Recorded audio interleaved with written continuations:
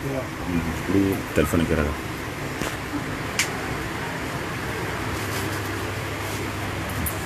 Mana kan? Telepon kira kan? Sini. Siking kamang na iko daga.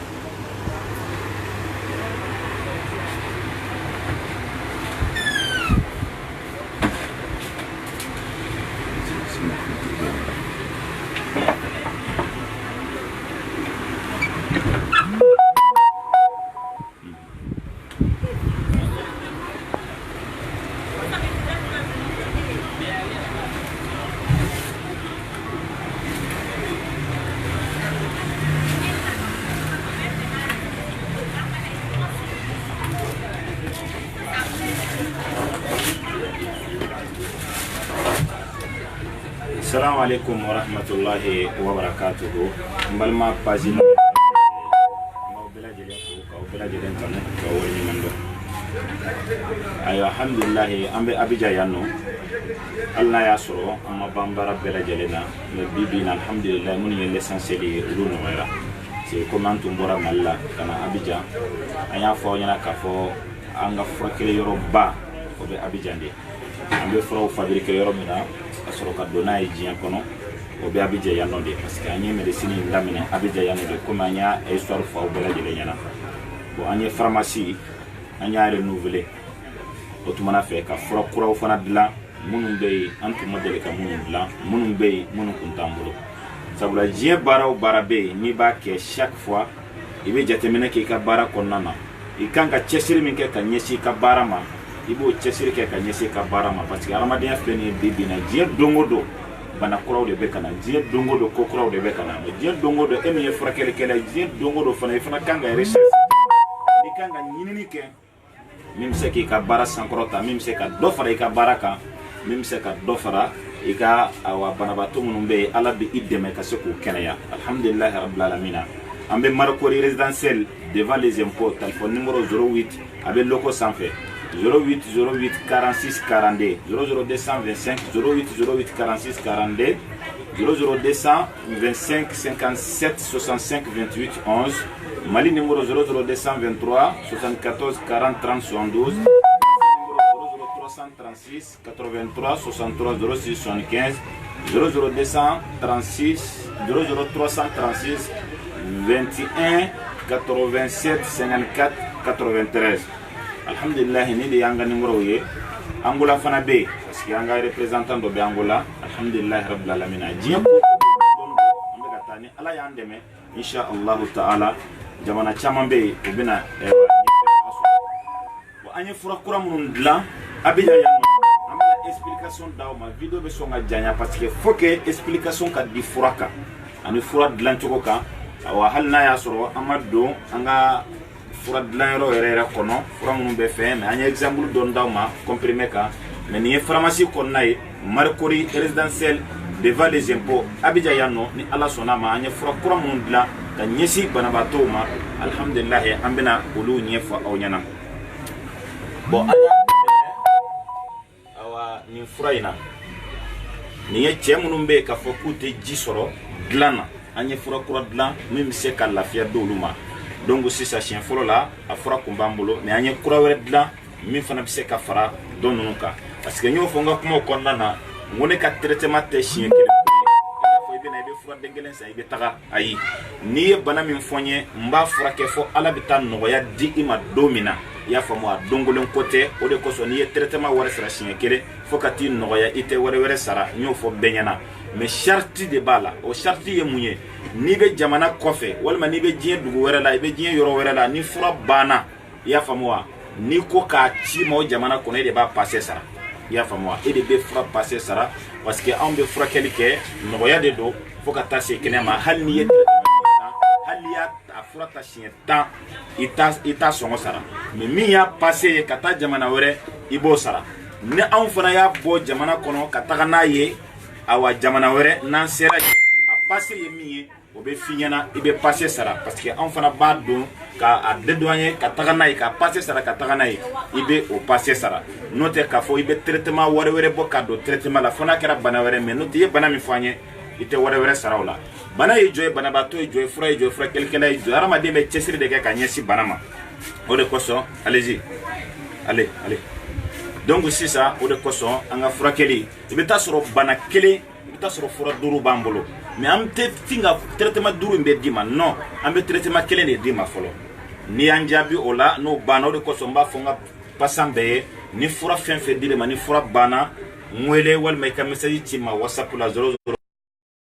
23 74 40 30 72 donc mangane ñani bana fura de ta akerata cesiri min kan ka ñesi ma tuguni o be ñesi ma alhamdulillah rabbil alamin donc oye ni ye cewta kura dlané ñe munum be o te ji soro dlana nu sera musoma o te ji ñanama soro o ji ñanama fana dlan ko nana o te sawa soro c'est-à-dire o te plaisir soro kosebe alhamdulillah anyo dla cewye mbe cewta ni ala sona ma mbena abet tugu nyogona min fana bet tugu o la ni ala sona ta ala sona ma ni ye cewta fe dore ya famu me ni fana ye mugu ye ya famu wa do in fana ye mugu ye me kelonte o ka bara ya fama difference don bu ni nyogote ya famu donc sisa na ya soro maniwi ka fege fanga tala ni be fanga dola men ntaye ka jicaya maniwi fanga ka dogo a chloro mayo maniwi yere maya sega ke denyo ya famwa ninga bara to ka ninga bara ka jide chaya men ninga bara ya famwa difference min bali ni mugu nche oye ni maniwi mai ya famwa donc sisa nimbo frake jango oye awa mugu mai ame continue tuguni katani alo sono tara sonama awa miye cɛ ya fura wɛrɛ fana ye an y'o fana dilan ya famu o fana filɛ nin ye o ni muguma dɔ in tɛ kelen ye o ni dɔ in fana tɛ kelen ye ya famu wa ale fana filɛ nin ye nin bɛ baara min kɛ mɔgɔ min bɛ yen n'a bɛ sɛgɛn n'a sera muso ma a sɛgɛn ka di yɔrɔnin kelen a bɛ sɛgɛn ya famu wa donc awa n'o banna fana a tɛ se ka dɔ wɛrɛ kɛ fo dugusɛjɛ ya famu wa ɲɛ foyi t'a la en plus tuguni a tigilamɔgɔ ka teli ya famu ni dugu jɛra i bɛ taa sɔrɔ a fari fana fan bɛɛ b'a dimi ya famu o fana photo nɔgɔ ke présenter a photo nɔgɔ yo n ka kɔni kɛ mɔgɔ ye fana kɔfɛ an bɛ continuer toujours ni cɛw ta ye minnu bɛ yen an ma ban cɛya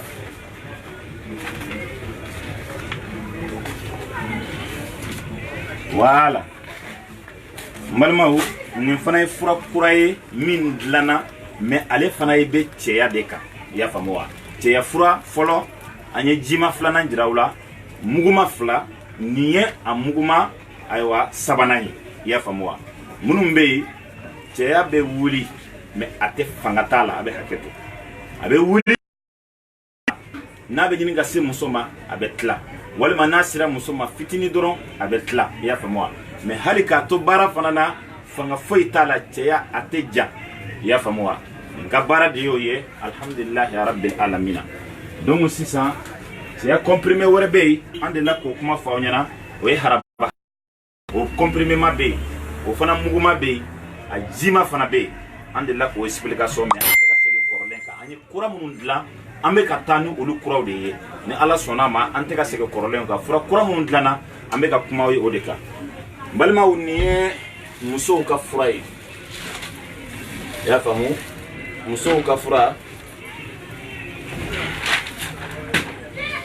a filɛ musow ka fura de dilannen filɛ nin ye an bolo a bɛ komi malokisɛ aw yɛrɛ ɲɛ b'a la a bɛ komi malokisɛ i y'a faamu mais nin ye a bɛ placer de a bɛ hakɛ to a bɛ placer i y'a faamu wa muso min bɛ yen k'a fɔ ko musoya a tɛ ji sɔrɔ ni cɛ sera a ma muso in bɛ bɔsi a b'a dimi a b'a ɲɛɲɛ i y'a faamu wa donc sisan o fura muso b'a placer a ka ca ala subhanahu wa taala fɛ min y'o problème ye o bɛ bɔ muso in na yɔrɔnin kelen ala subhanahu wa taala ka diɲɛ kɔnɔna na o de kosɔn hali ni muso kɔnɔma don ni gazi bɛ to ka bɔ a fɛ a bɛ se ka a utiliser bon nin fana ye muso minnu bɛ yen musoya kɔnɔna na kurukuru bɛ yen kuru b'a la i y'a faamu wa wagati dɔw fana bɛ yen a b'a siɲɛ fo a ji bɛ bɔ a b'a siɲɛ fo a bɛ tigɛ i y'a faamu wa awa wagati dɔw fana bɛ dilan tɛ n'a kunkolo yɛrɛ la parce que infection juguman bɛ muso dɔw la a b'a ka koli tigɛ a bɛ kɛ sababu fana ye ka dilan nege bɔ muso in na a t'a nege minɛ yɛrɛ an ɲɛ bɛ nin na a bɛ komi kɔnɔfan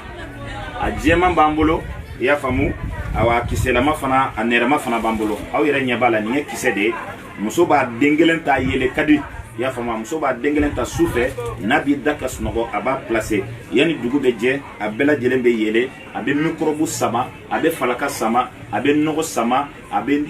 ji jɛma min bɛ bɔ muso la a b'o sama ka bɔ yen kurukuru minnu bɛ yen a b'olu bɔ bubu duma bɛ muso min na a b'o ban i y'a faamu kisi bɛ muso minnu na ni cɛ dar'u fɛ lawaji tɛ don tonso kɔnɔna na lawaji bɛ segin ka bɔ olu na muso sugu walima muso minnu bɛ yen k'a fɔ ko i y'a faamu a bɛ tigɛ tigɛ awa a bɛ tigɛ tigɛ a tina walima a bɛna ka caya kalo kɔnɔna na n balimaw o ye nin ye n balimaw an bɛ taa ɲɛfɛ nin ye tason comprimé kura de ye min dilannen bɛ an fɛ i y'a faamu ale ni an tun bɛ tason min fura min di muguma o tɛ kelen ye i y'a faamu mais nin bɛ fila de furakɛ ɲɔgɔn fɛ tason an bɛ nin di o tigilamɔgɔ de ma ni tason kelen b'i la a tɛ d'i ma ni jabɛti kelen b'i la a tɛ d'i ma tason ni jabɛti bɛ mɔgɔ min na an bɛ nin d'i ma tason comprimé maw bɛ yan o de kosɔn bana o bana bɛ i bɛ taa sɔrɔ fura min b'a la n bolo a ka ca fura 5 ye o de kosɔn n tɛ pressé bana si furakɛli ma a ka ca ala fɛ n b'a dɔn ni ala sɔnna ma traitement min bɛ n bolo bana in kan ni y'u tugu ɲɔgɔn na a ka ca ala fɛ i bɛ lafiya sɔrɔ donc nin ye jabɛti ni tason nin ye ayiwa o ye an tɛna ni nin cogo ye n balimaw an bɛ segin ka na i y'a faamu wa nin fura fila kan nin fura comprimé min bɛ yen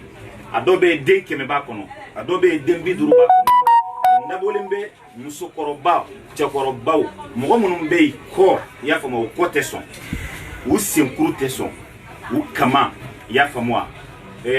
kaliya b'u sogo kɛrɛ la dɔw bɛ yen hali ka wuli k'i jɔ kaliya b'a minɛ a kɔ la hali ka wuli k'i jɔ a ka gɛlɛ a ma i y'a faamu wa senkuruba dimi ninnu rhumatisme a fari fan bɛɛ b'a dimi nin comprimé in bɛ di o tigilamɔgɔ de ma sɔgɔma kisɛ kelen tilegan fɛ kisɛ kelen sufɛ kisɛ kelen o y'a ye ni mɔgɔ min ta bɛ a b'a dimi toro mais ni mɔgɔ min ta bɛ temps en temps a bɛ to ka na walima kolo b'a gosi surtout nɛnɛ bɛ yɔrɔ minnu na mɔgɔ minnu ka koloci ka jugu kosɛbɛ kosɛbɛ i y'a faamu wa a bɛ baara k'o la kosɛbɛ kosɛbɛ ka koloci k'a kɛlɛ ka bɔ o farikolo la i y'a faamu wa bon donc koloci fura wɛrɛ fana bɛ an bolo o fana filɛ nin ye i y'a faamu wa donc sisan nin fana bɛ koloci furakɛ ani fari dimi fan o fan ale fana bɛ baara k'o la mais ale fana ye comprimé ye Ala subhanahu wa ta'ala ka diɲɛ kɔnɔna na balimaw an bɛ taa ni koko ye i y'a dɔn koko a fura ka ca an bolo kosɛbɛ mais n bɛna différence ma fila a yira aw la min bɛ baara kɛ koko la koko muguma filɛ nin ye i y'a faamu wa déjà an bɛ baara kɛ n'o ye faransi ye nɔ alhamdulilahi rabbil alamina nin y'a muguma de ye i y'a faamu wa ka koko kɛnɛ i y'a faamu wa k'a labɔ i y'a faamu wa bon nin fana ka baara ye o de ye i y'a faamu wa mais ale ka baara nin ka baara différence dɔɔni b'u ni ɲɔgɔn cɛ différence min b'u ni ɲɔgɔn cɛ mɔgɔ min bɛ kurukuru bɛ kɔfɛla la i y'a faamu wa walima n'a taara n'a ye banakɔtaga kɛ joli bɛ bɔ i y'a faamu wa o tigilamɔgɔ de bɛ nin ta i y'a faamu wa nin ye fura kura ni dɔ in fana tɛ kelen ye Ala subhanahu wa ta'ala ka diɲɛ kɔnɔna na donc an b'ale fana an b'ale dun n balimaw tɛmɛnen kɔfɛ nin ye fura kura ye min ni kɔrɔlen tɛ kelen ye o ye jɔnni ye mɔgɔ minnu bɛ yen k'a fɔ u ka bon i y'a faamu mɔgɔ minnu bɛ yen u ka bon kosɛbɛ kosɛbɛ u furu ka bon kɔnɔdagaw ka bon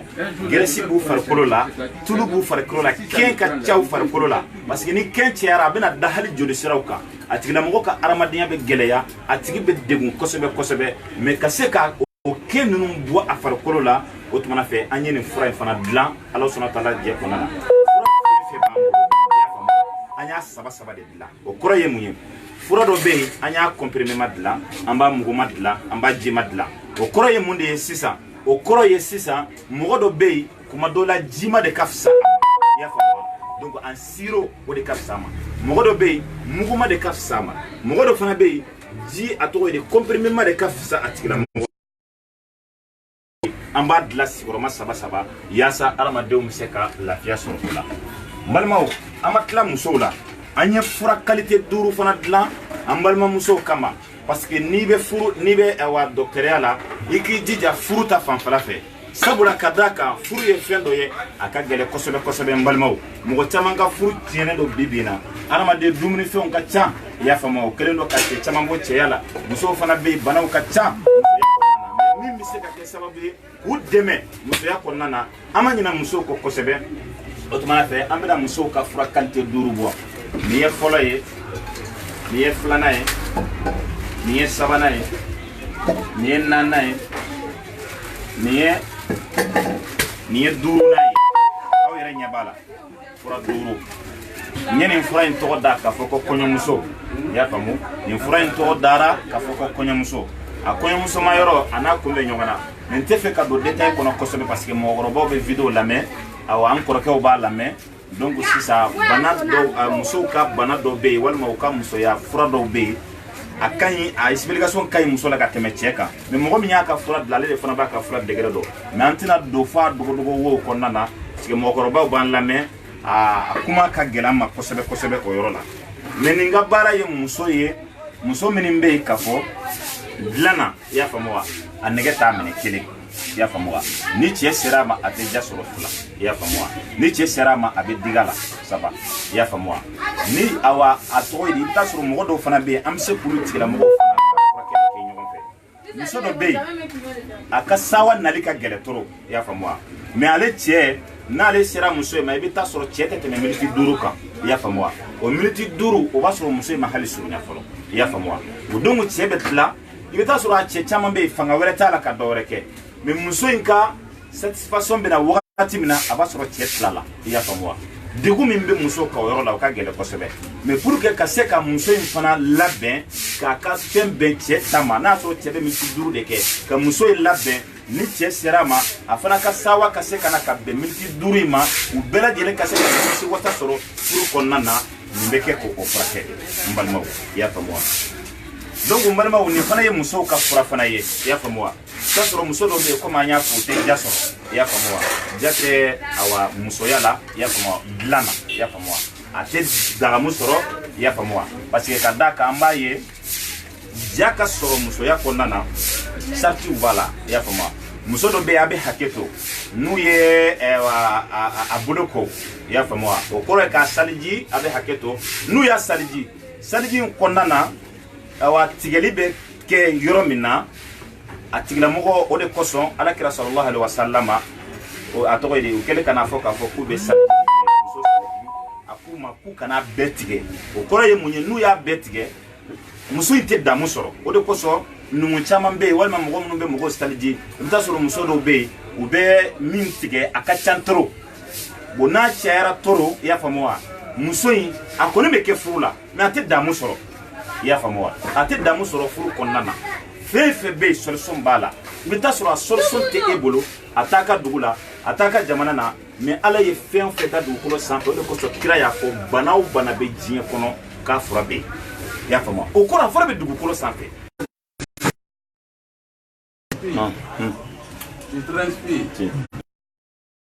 a y'a faamu n balimaw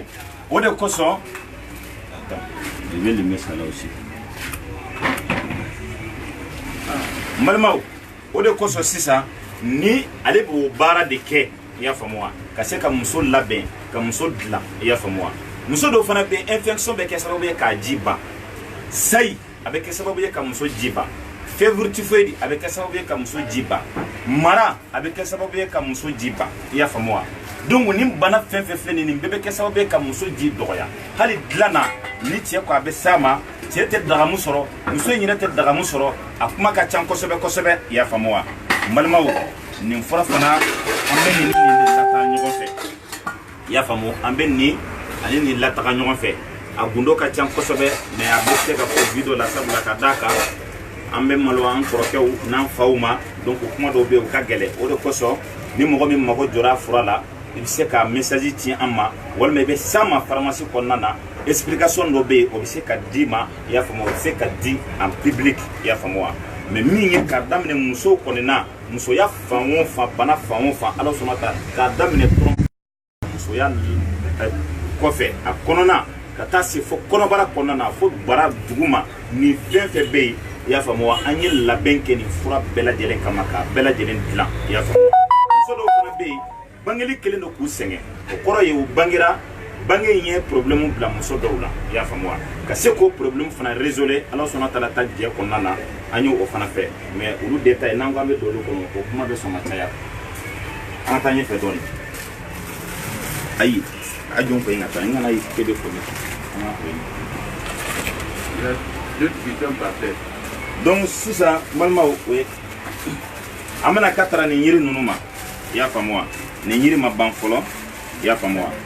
ni ne be la aya ye video ko nana nye machine bo ni ne be la ka ke fièvre typhoïde furayi ani awa hépatite B malma wanye bala ni ne be la ka ke hépatite B furayi ya famwa ko donc sisa malma ni ne be la ka ke mara furayi ani mogo munun be ito branche disi konna abu dimi fogo bu dimi kosebe do be fakira joli ya famwa ni furayi ni be la ka ko ye malma anya be ni fura mi fanana ni fura imbe dlan ya fa arama demu no be nyina toro ya fa mo do tay banaye ya fa mo be nyina et puis demisene mu fana be o mo manti ya fa mo ni fura imbe dlan ka ko de me amatla banna folo demisene mu be ka fo ko utte mena ko fe bana yu soro bamso kono demisene chama be bana de ba soro bamso kono yana be bange adeni bana bina ya fa mo bana qualité kata docteur bi se ka bana do ye mais docteur ta bana do ye mbalmaw o bana sisa o frake ka dendo be obina wala la to lamado do bina o daji be bon a do be ngolo tisi o kankoro o kantisu ngolo ko ngolo be bonya kosebe do be o sembe ke ba fo nambara sugudo ya fa mo o be ke den fa sugudo ye bo muso do fana be a ke o ke ka denwo denwolo mbalmaw problème be den soro ni den make handicapé dembe ke kuma baliye walma dembe ke ma fasugu do ya famo o bana be muso jamana le docteur se ko frake de malmaw docteur banate ya famo o muso diala den tansor walma na den durusor ibasro den be ni problème nana malmaw o frad lanende fleni ma bad lanna folo alhamdulillah rabbil alamin a totora ka am ando emballage kono malmaw anye hépatite B fra fawnana antuye min dlan ka yirawla donc sisa niye hépatite B frade kura min dlana ka fara korolenka o de fleni ya famwa o de koso mama be traitement la ibolo ibe kura fen dlan ya famwa ibi jija chugo bela jelena ka dodi ka patient mo donc mogo be ibe jie jamana o jamana na ya famwa ni hépatite B bila mamunun be jamana munun be anyi lesike mamunun tabana pew ya famwa u bela jelem bi se ka woleli ke numéro kelena Paris no ye 06 00336 83 63 06 voilà ci balmao ole ko sisa ulu bi se kan fura in soro Allah subhanahu wa ta'ala ka jiya konnana munun tabana u ba garder u bolo u bi se ka ta ya fama donc munun ta fana be ulu ta be sena ulu fana bi se ka franta ka fara fura koro fana kan Allah subhanahu wa ta'ala ka je konnana mais mi mi se ka ta abijaya ni ka mogo be e be nata mais nambora nay Bamako nambora nay abijaya parce que on sait ka fura transférer ka ta français c'est ça direct là faut kanga boni minande abidjan ka ta nay Bamako ka tla ka bo Bamako c'est ça ka latara Paris ya famwa ni traitement là ni fura kura benata fura bena remplacer ba passer sara walma ni ka mogo be Bamako ni ka mogo be abidjan a yere bina abini ka fura ta mana de kilo hakami ma aw yere ba wari sara aw ba passer sara aw ba bla katala mais nambora nan ayeya ka on ya passer na dedo mana fembe sara ka lado donc c'est ça le tigla mogo o be passer sara sabula ka fura tare manno mais bidiri sigide balmao amena katara se abatu saudama ala kira sallallahu alaihi wasallam kuma abatu sauda ka kosebe mais die baro barabe na fura ka funi fura imbe fura kelike tumadola ibita so akilite fura kelike tumadola akile fana be fura kelike o de koso abatu sauda ani fura de be ala fama ko lenge ni ya fura do be o ba fama ko dugale ni o fana fama ko chamamba do o dugale ya fama o be bara ka fara abatu saudaka ya fama mogo min be ka fo ko jatike jugu bala mogo min be ka fo ko sunogo baliya bala mɔgɔ min bɛ ka fɔ wagati bɛɛ lajɛlen a fari bɛ kalaya fari bɛ foyi k'a yɛrɛ ye o tuma na fɛ nin dilannen don olu tigilamɔgɔ kama a waati kumaba bɛ yen min ka dɔgɔ ka tɛmɛ o kan o bɛ yen a tulu bɛ yen i y'a faamu a tulu wɛrɛ fana bɛ yen mɛ an ye fura kura min fana dilan tuguni i y'a faamu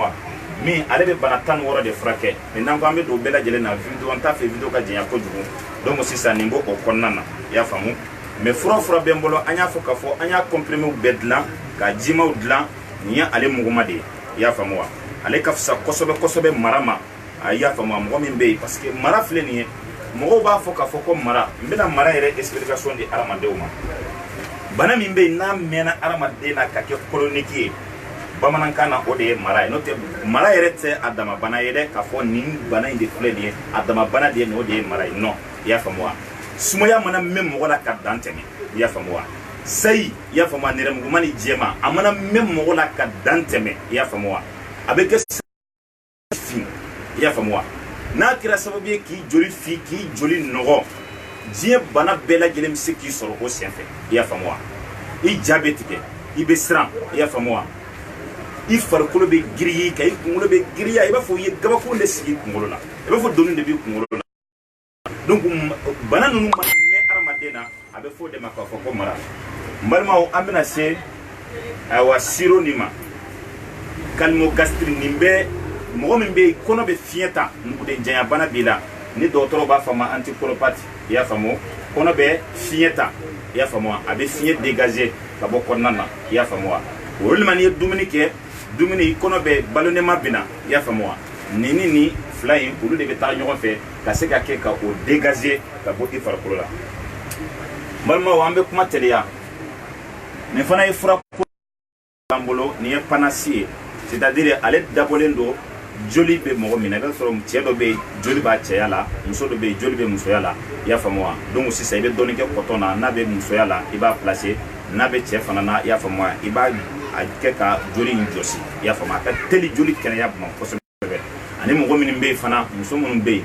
kɔnɔ bɛ ja fɔ ka taa dan tɛmɛ i y'a faamu komi koko bɛ mɔgɔ minnu na ni n fana y'a fiyɛta ye nɔgɔ o nɔgɔ bɛ hadamaden kɔnɔ a bɛ nɔgɔ ninnu a b'o sama n balimaw kɔnɔbara tɛ ko dɛ i y'a faamu kɔnɔbara tɛ ko n y'a kɛla faransikaw bɛ nin fura dɔn mɔgɔ minnu bɛ yen dɔrɔgu min dɔrɔgu minnaw ta de ye nin ye ani awa tɔgɔ ye di dulɔminnaw minnu bɛ yen awa u bɛ dɔrɔgu min a kɛra a jɔnniw dusukun na nin bɛ kɛ sababu ye ka a nege min b'i minɛ i y'a faamu a bɛna dusukun de la a bɛ kɛ sababu ye k'o nege y'o nege in sama ka bɔ i farikolo la i y'a faamu n'i y'a hali a kasa mɛn a kasa b'i tɔɔrɔ i y'a faamu an delila k'ale explication di tantôt Fransi balima o tɛmɛnen kɔfɛ tuguni nin ye typhoïde tisane ye i y'a faamu typhoïde tisane ye typhoïde bɛ mɔgɔ minnu na i y'a faamu o fura fana kura dilannen bɛ an bolo nin ye lastim fura ye lazim i y'a faamu donc sisan ale fana fura ye nin ye donc sisan k'u tigilamɔgɔw lafiya ka bɔ o fana bana ma bon nin ye phytorhumatisme ye mɔgɔ minnu bɛ yen o farikolo bɛɛ lajɛlen b'u dimi a tobita i y'a faamu o fura ye nin ye bon nin ye gastredal ale fana ye fura ye min bɛ yen a bɛ se ka isoli furakɛ a bɛ estomac furakɛ gazi min bɛ hadamaden fana kɔnɔ ni an y'a jima yira u la nin ye a muguma ye quoi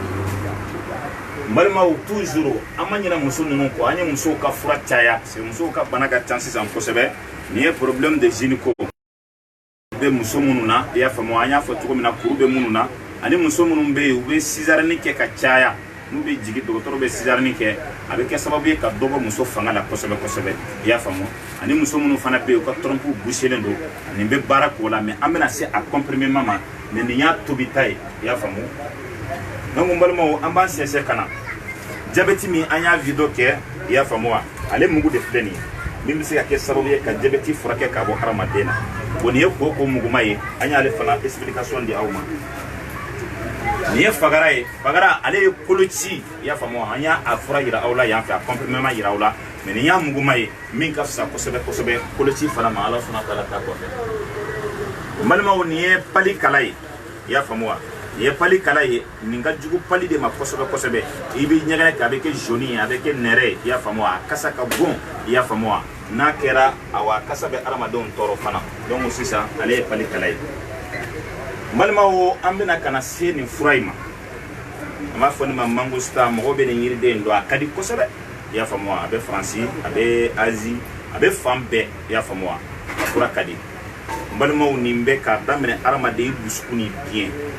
ya fa moi e duskun e bien ani fugo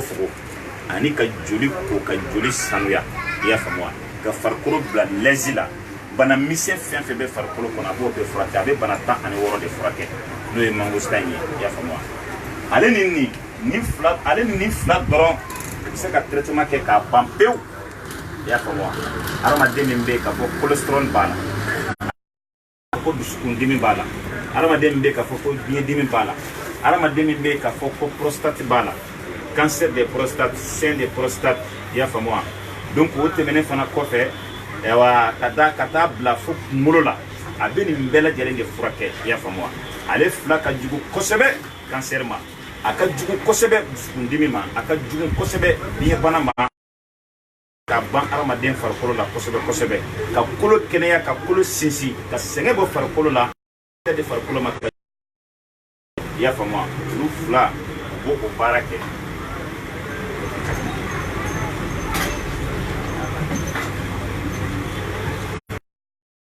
anya taso nyirawla ya fa mani jebeti anya yirawla ya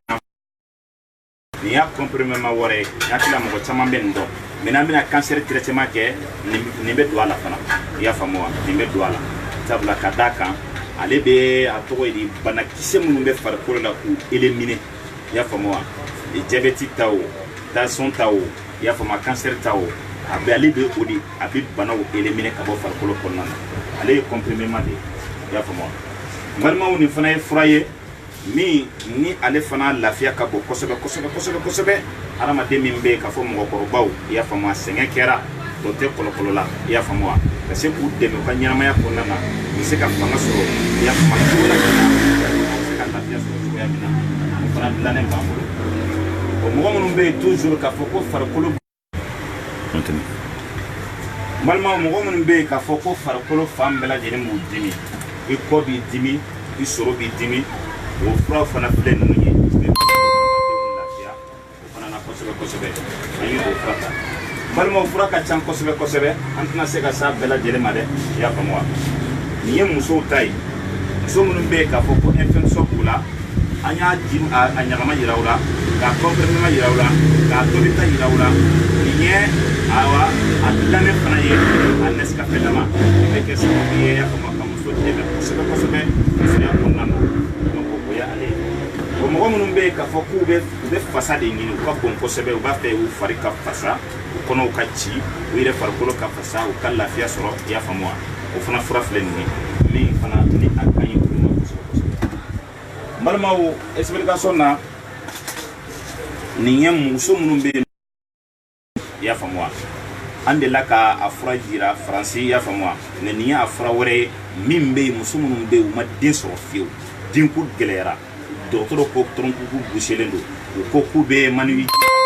so konnana yasa kaseka atoidi akaseka denso be tied den de awa manui takardo so konnana alhamdulillah rabbil alamin nin kanyo ko dum so ma kosebe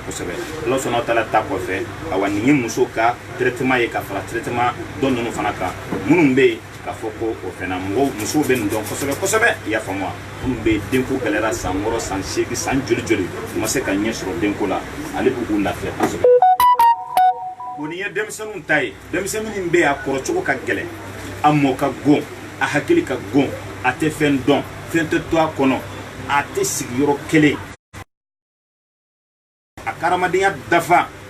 kan demsenu ma kosebe ya fa moi kan demsenu ma kosebe ani ma koro munum be o be nyina na e fendo blaya sisa na munum na ni ya nyininka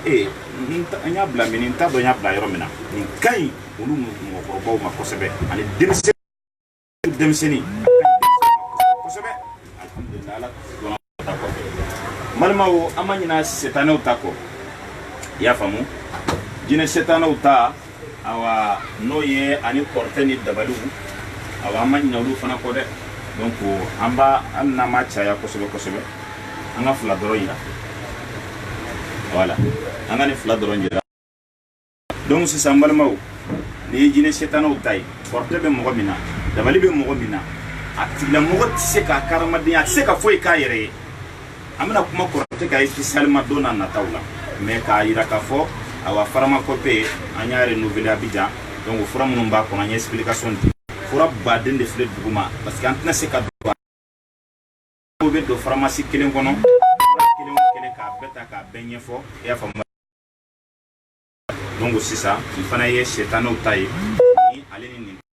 ya fa moi ni fana ya turuma wiye Allah subhanahu wa ta'ala ka ikian fana na balma wo ambe kuma surunya yanno ya fa moi min fora fa mo ko nyuma ala ka da amma fura nunu da une semaine a bela jere nge sur France imma go be min na dron walma bana min bida mo min ban ko fe France yenno ya fa moi no ye ambalma keye ananja tikeye donc c'est ça ni mago be fro la iba wole téléphone na donc ni maga ni mago be ni fura ndela ya fa moi mangana ya fota walma ni mago be ni fura na ya fa moi fura imbela jele be nyefo ale nyana ya fa moi e dan kata ibita furata ni e furata ya fa moi agara ne fudi me be furata ni e furata sisa ibe fura photo taka cinéma WhatsApp la ya fa moi mangana ntara furata ni maga bolo a photo fleni abeta chogoti ya fa moi ni maga docteur te ya fa moi ma docteur ya kalanke ya fa moi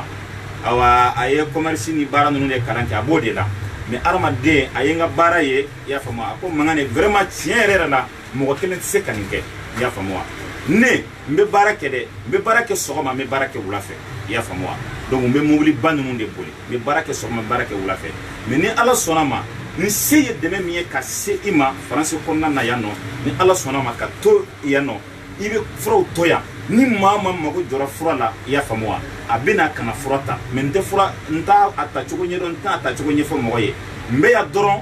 mi mana na fura no fe iba fo ni fura ni kaga datima ya famwa abe blabla lembe ko ni mbe blabla lembe ya famwa abe ke chugo be ya famwa idaya aba dai ka taka di bana ba to bene wele wal ma ba blama wasapula mangane ntara furata ni magabolo afleni ya famwa donc nali ni kaba France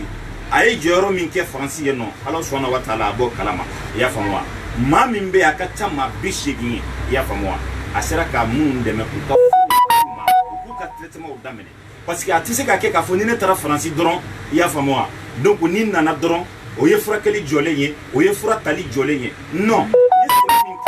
tagali la France ya famwa mo chama ba kalama ya famwa di kosa ina anya la video la ya famwa DHL la ya famwa nga fura bita DHL yorom na dogolente Bamako yeno ya famwa Bamako bedemba krefe ya famwa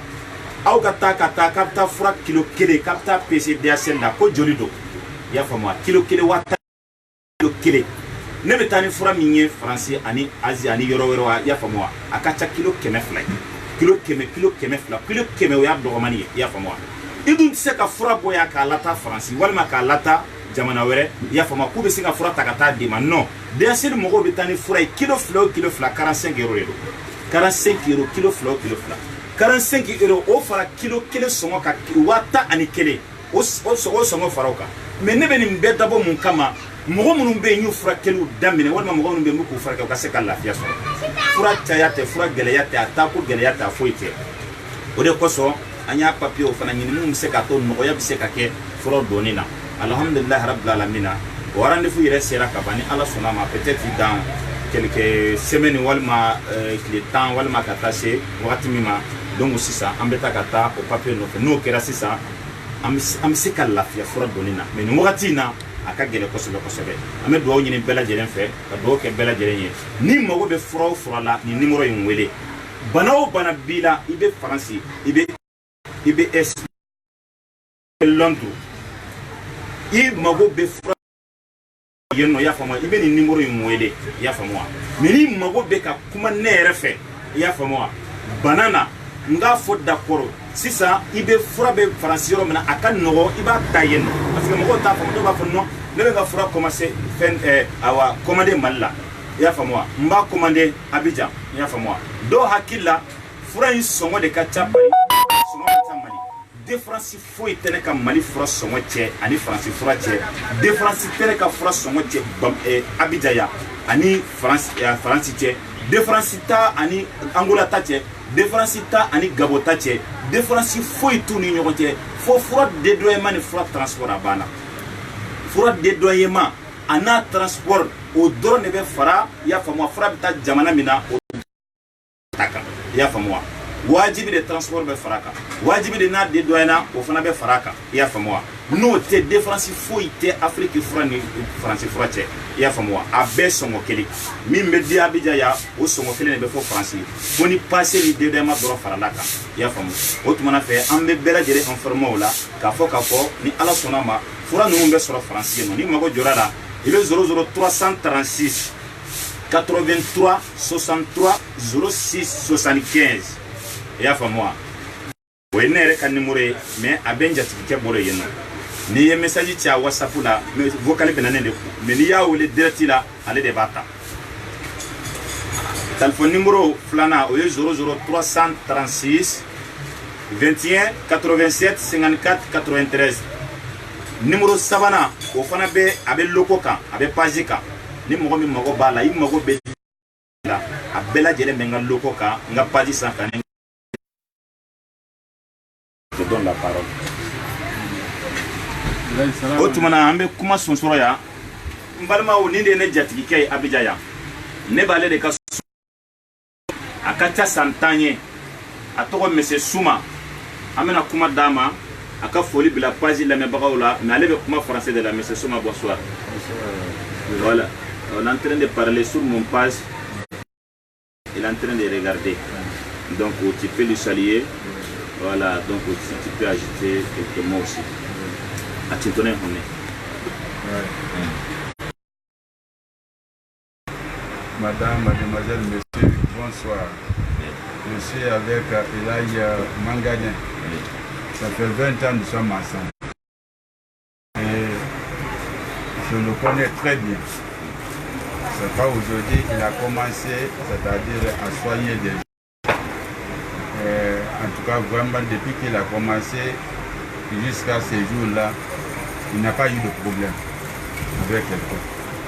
Tous les médicaments qu'il vous a proposés sont des bons médicaments. Donc, n'hésitez pas, si vous êtes en Afrique, vous êtes en Europe, vous êtes en Asie, vous êtes partout, ces médicaments sont les meilleurs. Donc, l'adresse qu'il vous a donnée, c'est une très bonne adresse. C'est-à-dire vous pouvez le contacter à tout moment. C'est un monsieur, il n'est pas dans le faux. Voilà, c'est ça. Il aime la réalité et puis il considère son travail aussi. Voilà, il prend son travail, un travail sérieux. Donc c'est ce que je vais vous dire. Si j'ai pris la parole, je ne peux pas aller trop loin. C'est ce que je vais vous dire. Mes chers clients, suivez avec les conseils de Elaï Manganin, docteur Manganin. Voilà ce que je vais vous dire. Merci bien et bonne chance. Merci beaucoup à Souma.